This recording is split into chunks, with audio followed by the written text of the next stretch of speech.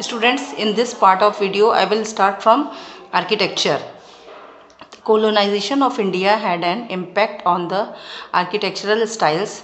The British followed various architectural styles: Gothic, Imperial, Christian, English Renaissance, and Victorian being the essential. If, as it is evident, early Europeans brought designs of architecture in the constructions of their churches and fortresses, Gothic architecture flourished across India under the British. Colonial architecture splendor can be seen at New Delhi, which was made by the British, not the Mughals.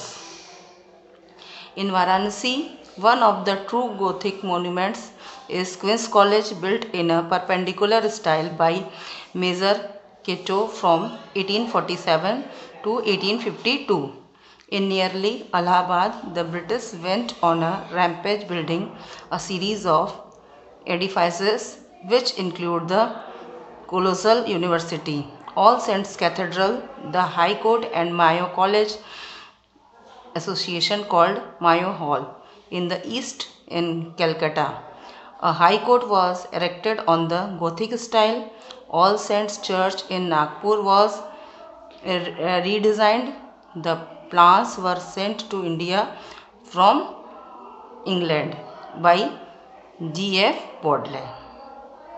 But it is Calcutta that takes the architectural cake.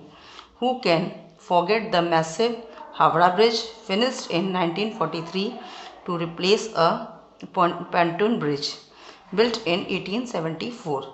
The bridge spans 1,500 feet, leading to Howrah station, whose red brick facade is surrounded by 8 square towers in the Oriental and Roman style 880s.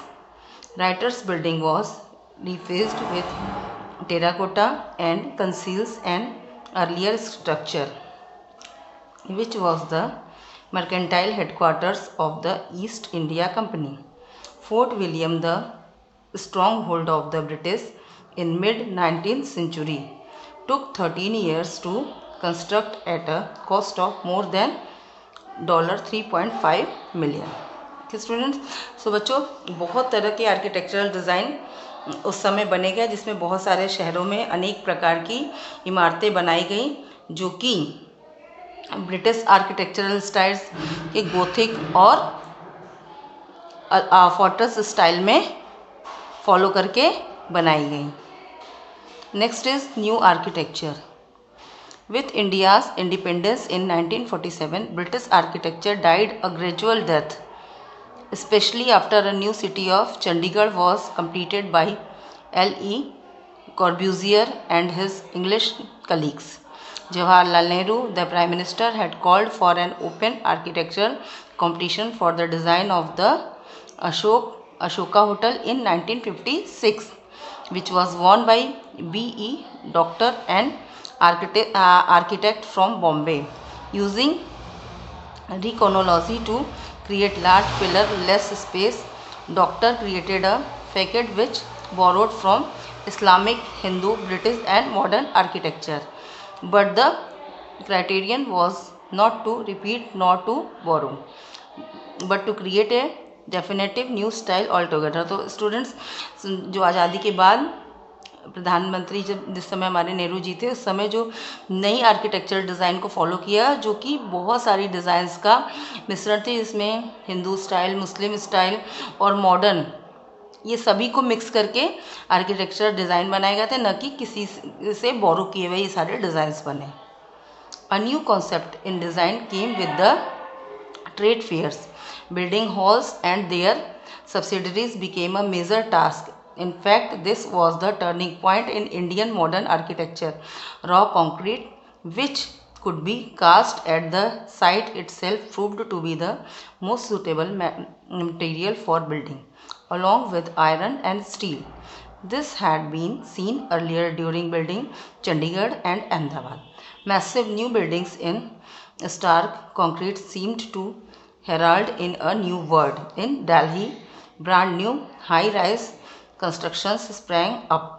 The open area around Concord Place, originally in Luton's plan, underwent a sea of change.